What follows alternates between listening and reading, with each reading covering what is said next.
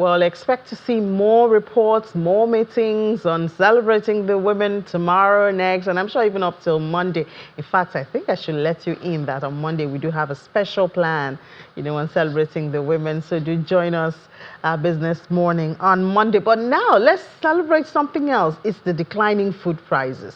Or has it not gotten to your area yet? Well, I don't know. Let me speak to the managing director of BO Farms. Is also the chairman, Agri Group of Lagos Chamber of Commerce and Industry, Mr. Banjoko. Mr. Banjoko, where is my cheap food products? I mean, now that everything is going, that's what you people are saying. I should stock up, You should stock up now that you have it in the market. So I think we should look at what is going on in different markets, really. And I think there's been declining prices for some weeks now, which is, I would say, a temporary relief to what is being experienced. You look at since 2020, for example, we've really not gone beyond COVID fully when prices started going up. And then in 2023, two things happened that we all know. The Naira was floated, subsidy was removed, then food inflation went up. So we've been battling that, and recently, for some weeks now, the prices seem to... Why? What's driving it down? So several is just, so I won't say we are there yet, so it's not something we should celebrate yet. I see it from my perspective is just a temporary relief, not the real solution to what we've been talking about. So maybe, is it because demand has reduced? No. So several factors came to what is going on in the past few weeks. One, it's harvest season for some products. So obviously, supply is exceeding demand, forcing price to come down, especially beans and some grains. Late last year, if you remember, there was custom waiver for some agri products. That also, granted access for some major grains to come into the country. And then we also have some report coming from maybe IDP camps where some major off-takers for products have not been functioning, especially USAID. They've not been mopping up the volume they used to mop up because they had to stop. So that has pushed products. That's a factor that seems not so popular. No. It's, when you look at the entire country, not just looking at one or two states, look at the entire country. So that also, it pushed out a lot of products, especially in the north, where we have a lot of IDPs. So those are just... And the north is where we have most of the production, the food coming production. from, especially grains. So that's what, so to me, is just a temporary relief, not the solution, because the real factors driving cost has not been addressed fully. Let me use that word.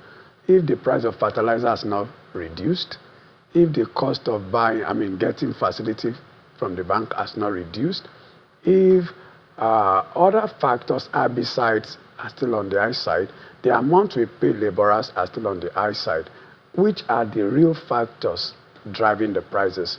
So what we are just seeing is just a temporary relief.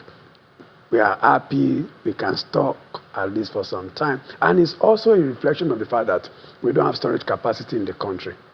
If we have enough storage capacity, most of the products that are being released into the market, probably the producers will be stocking up to ensure that the price is not falling as sharp as it is falling now. So I think we are not there yet. It's not something we should assume. The only, maybe one or two things that is just also aiding and helping is the fact that we saw that the price of petroleum moderated in the last few weeks.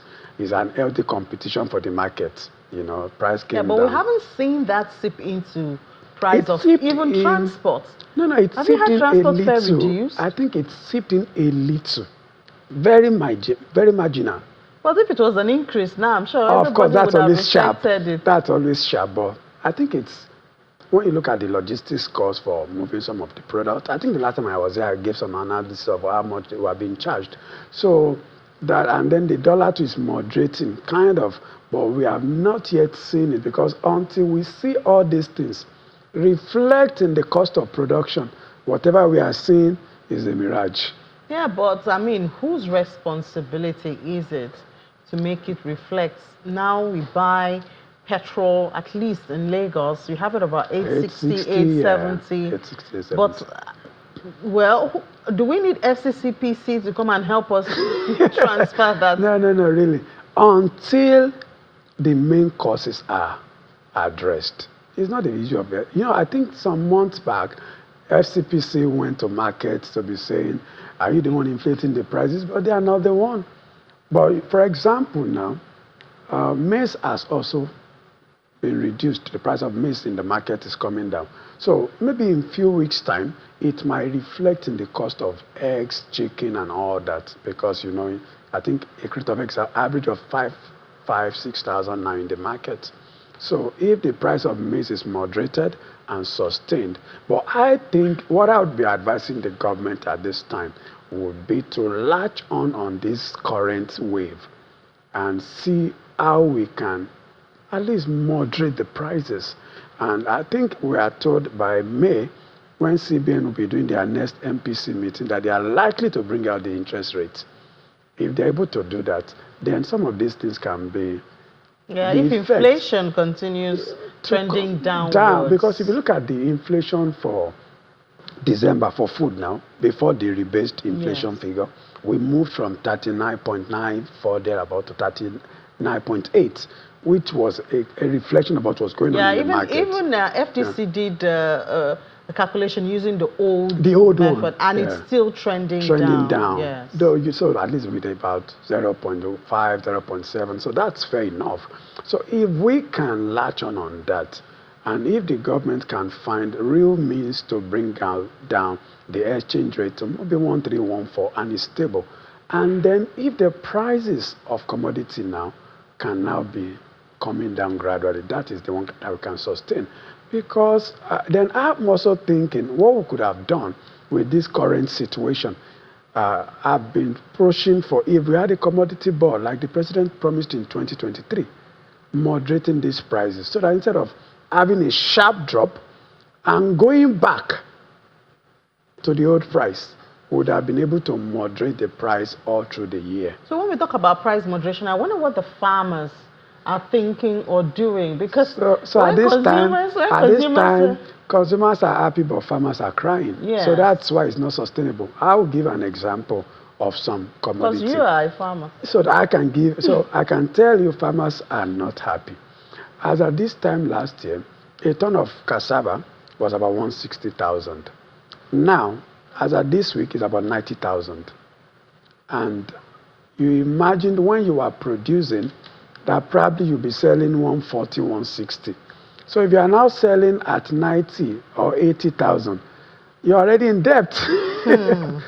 Imagine you took loan last year to produce maybe 5,000 beds when maize was maybe 800, 900,000 per ton.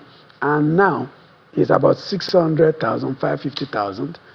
And then, so how do you meet up? But doesn't that allow people to buy more, and that covers up for the shortfall? No. For those who have produced already, there's nothing. They are at a loss as we speak. And they are at a loss because they were not factored into some of these. These are market forces. Some government, but largely market. But if there was a bit of regulation, then they would have been factored. Because my own fear in this situation where we have found ourselves is that farmers who are responsible for producing these stuffs must not be discouraged. And if the price continues to decline in the next few weeks, I'm sure a lot of farmers will be in debt. Well, I was excited when we started this conversation, but no. We can't. Because you are telling us now that it's not going to last. No. Because it's like I said, it's a relief. It's not a temporary relief. It's a temporary relief that is good for all of us, but on the business side, it's not good for us as farmers because we are running at a loss. Selling now, I'm selling at 90,000 per ton. As against so I'm really under my numbers at the moment. But of course, I'm happy that people are smiling. There's nothing to do. But I'm only saying, until the real costs driving the numbers up are addressed, will still be going up and down. So Oh. if some of those things we've been mentioning are addressed, I'm sure we'll be able to sustain it.